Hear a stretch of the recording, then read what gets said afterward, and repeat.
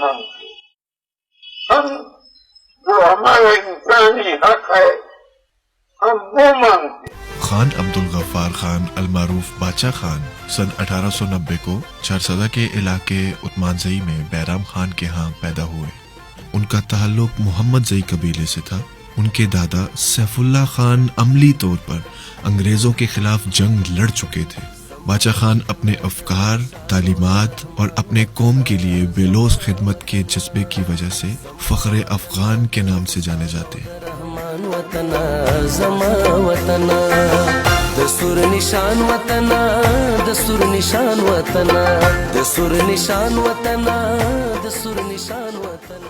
انہوں نے پشتون قوم کو اکٹھا کرنے اور قبیلوی بنیاد پر تقسیم کے خلاف جہاد کیا، جس میں وہ بہت حد تک کامیاب بھی رہے۔ سن 1910 میں اپنی سماجی اور اصلاحی زندگی کا آغاز کیا، جس نے بعد میں اصلاحی بنیاد کے باوجود ایک قومی تحریک کا روپ دھار لیا۔ سن 1910 میں ہی اپنے دوست مولوی عبدالعزیز سے مل کر ایک اصلاحی جرگہ کی بنیاد رکھی اور اس کی مدد سے آزاد مدرسے کی تعمیر کا فیصلہ بھی کیا، اور پھر سن 1930 تک تقریباً 136 آزاد مدرسے قائم کیے، جس کے سارے اساتذہ اور ہیڈ ماسٹرز رضاکار تھے۔ آپ نے اپنے بچوں کو بھی انہی مدرسوں میں پڑھایا۔ اس خطے میں جہاں بھی تعلیم اور خواندگی نہ ہونے کی برابر تھی، باچا خان نے 20ویں صدی کی پہلی دہائی میں آزاد اسکولوں کا ایک نیٹ ورک قائم کیا۔ 100 اسکولوں سے زیادہ اس نیٹ ورک کو باچا خان کی تنظیم انجمن اسلام الفاقہ چلایا کرتی تھی۔ یہ روایتی اور جدید تعلیمی نظام کا ایک حسین امتزاج نیٹ ورک تھا۔ اس میں سے اس زمانے میں کئی ایسے مدبر، کئی ایسے مفکرین اور سیاستدان پیدا ہوئے جنہوں نے اس خطے کے لیے بیش بہا کارہائے نمایاں سر انجام دیے۔ آپ کو یاد ہونا چاہیے کہ عظیم سیاستدان خان عبدالعلی خان اور ہندوستان کے پرانے وزیر اعظم منموہن سنگھ آزاد اسکولوں کے فارغ التحصیل تھے۔ سن 1928 میں ایک اور تاریخی قدم اٹھایا اور پختون کے نام سے ایک رسالے کا اجرا کیا، جو آج بھی باچا خان مرکز سے ماہانہ چھپتا ہے۔ پختون رسالے نے پشتونوں کو اگر ایک طرف علم و ہنر کی طرف راغب کیا تو دوسری جانب پشتو زبان و ادب کے لیے بھی گراں قدر خدمات سر انجام دی، اور وہ سلسلہ آج بھی قائم ہے۔ باچا خان اپنا کتاب میرے زندگی اور جدوجہد میں لکھتے ہیں کہ میں نے اپنے دوستوں سے کہا، میں نے اس کے لیے بہت زیادہ کوشش کیا کہ ایک مجلہ ہم حاصل کر سکیں، اگرچہ انگریز کا حکومت تھا وہ اس کے لیے ڈکلیریشن بھی نہیں دے رہا تھا، تو انہوں نے اس کے لیے تگودو شروع کیا، اور اپریل 1928 میں انہوں نے اس کو پورا کیا۔ مئی 1928 میں پشتون کا رسالہ جو پہلا رسالہ تھا، آج سے تقریباً کچھ 90 سال پہلے، تو انہوں نے اس کا ڈکلیریشن حاصل کیا اور پہلا پشتو رسالہ پختون اس کو شروع کیا۔ یہ بالکل پشتو زبان میں اولین باقاعدہ رسالہ ہے۔ 1998 میں ولی خان کے ہاتھوں اس مرکز کا افتتاح ہوا۔ یہ بڑا مرکز بن گیا، 3 منزلہ، اور اس میں مجھے یہ فخر حاصل ہے کہ اس کی تعمیر کی کمیٹی میں اور میرا ساتھی انجینئر زرد علی خان یہ شامل تھے۔ پختون رسالے کی اجرا کے بعد خدائی خدمتگار تحریک کی بنیاد رکھی، جس کے کارکنوں کی تعداد ایک قلیل مدت میں لاکھوں تک پہنچ گئی تھی۔ اس تحریک کا بنیادی مقصد فلاحی اور سماجی تھا، مگر بنتے بگڑتے حالات، برطانوی سامراج کی منفی ہتھ کنڈوں، پشتون دشمن اقدامات نے اس تحریک کو ایک ایسے پلیٹ فارم میں تبدیل کیا جو دنیا بھر میں پشتونوں کی شناخت بننے لگی۔ خدائی خدمتگار تحریک کی افادیت کا اندازہ اس بات سے لگایا جا سکتا ہے کہ سن 1929 میں جب اس تحریک کی بنیاد رکھی گئی تو انگریز سرکار نے اس تحریک کے تمام رہنماؤں کو صوبہ بدر کیا۔ تحریک پھر بھی جاری رہی تو گرفتاریوں کا سلسلہ شروع ہوا۔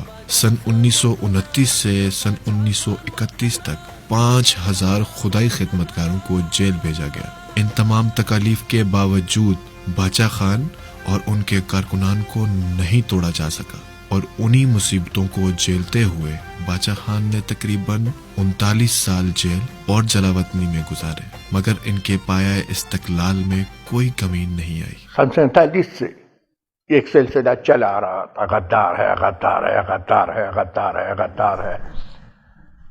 آج بھی ایسے لوگ ہیں جو کہتے ہیں یہ لوگ غدار ہیں. مجھے اس دن کسی نے کہا کہ جی وہ تو فلانا کہہ رہا ہے کہ یہ غدار ہے. میں نے کہا مطلب یہ ہے کہ پھر میں اپنی سیاست پہ ٹھیک جا رہا ہوں.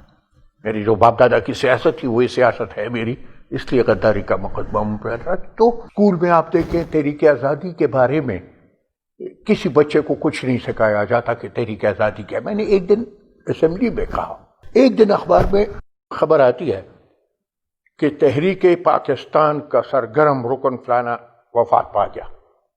دوسرے دن خبر آتی ہے اخبار میں تحریک آزادی کا فلانا نامور فلانا انتقال کر گیا. ان دونوں میں فرق کیا ہے؟ کیا تحریک آزادی کے بغیر تحریک پاکستان کامیاب ہو سکتا تھا؟ آج تک انہیں غدار کہا جاتا ہے. تو اگر آزادی نہیں آتی پاکستان نہیں بننا تھا. ہندوستانی سیاستدان اور پہلے وزیر اعظم جواہر لال نہرو کہتے ہیں مورخ جب بھی تاریخ لکھے گا تو بہت کم لوگ ہوں گے جو اس میں جگہ بنا پائیں گے، اور ان میں سے چند ہی ایسے لوگ ہوں گے جو باچا خان کی شخصیت اور کمال تک پہنچ سکیں گے. وہ نہایت سیدھے سادے، ایماندار، سچے اور ایسی دلکش شخصیت کے مالک تھے کہ تمام تر مصیبتوں اور تکالیف کے باوجود اپنے مقصد پر عمل پیرا رہے. لیکن ان کی شخصیت یا گفتگو میں بھی کبھی تلخی جگہ نہ بنا سکی. پاکستان بننے کے بعد فخر افغان باچا خان نے پہلی آئین ساز اسمبلی میں صدق دل سے پاکستان کی وفاداری کا حلف اٹھایا اور اس ملک کے نظام کو مشترکہ طور پر چلانے اور جمہوریت کے استحکام کے لیے عملی جدوجہد پر نہ صرف زور دیا بلکہ عملی طور پر اپنے تحریک کو بھی اس کا حصہ بنایا. 1947 میں پاکستان بننے کے بعد باچا خان اور خان عبد الولی خان نے عدم تشدد کے فلسفے پر کاربند رہتے ہوئے جمہوریت کے لیے جو پرامن جدوجہد کی وہ پاکستان کی تاریخ میں سنہرے حروف سے لکھی جائے گی. اور خاص طور پہ جو جنرل ایوب خان کا دور آمریت تھا اس دور میں محترمہ فاطمہ جناب نے جب جنرل ایوب خان کے خلاف صدارتی الیکشن لڑا تو باچا خان اور ولی خان دونوں قائد اعظم کی بہن کے ساتھ کھڑے تھے، اور قائد اعظم کی بہن کے خلاف جو دھاندلی اور دھونس کا رویہ اختیار کیا گیا اس کے خلاف باچا خان اور ولی خان نے جو کردار ادا کیا اس پر ہر پاکستانی فخر کرتا ہے.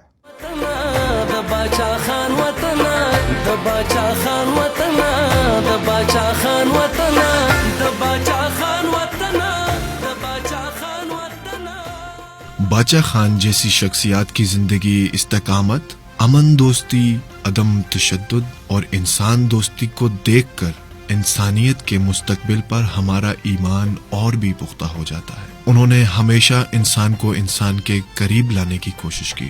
ان کے مقاصد کا اگر مطالعہ کیا جائے تو ایک بات عیاں ہوتی ہے کہ وہ انسانی طاقت کے ارتقاء کی علامت تھے، اور انہوں نے ہمیشہ انسانوں میں امتیاز کو ختم کرنے کا پرچار کیا.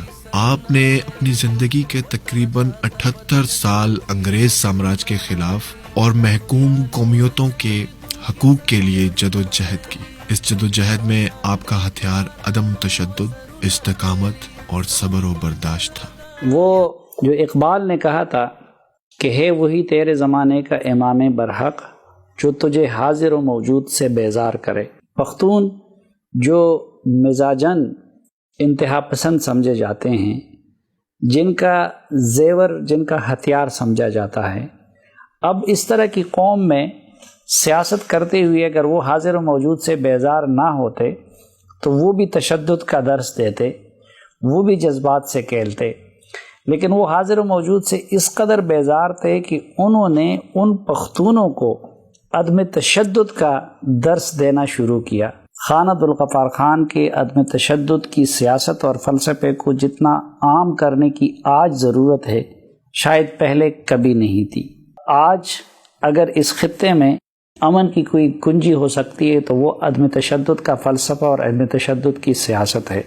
اور ظاہری بات ہے کہ اس خطے میں خان عبد الغفار خان ہی اس عدم تشدد کے فلسفے کے علمبردار اور بانی تھے.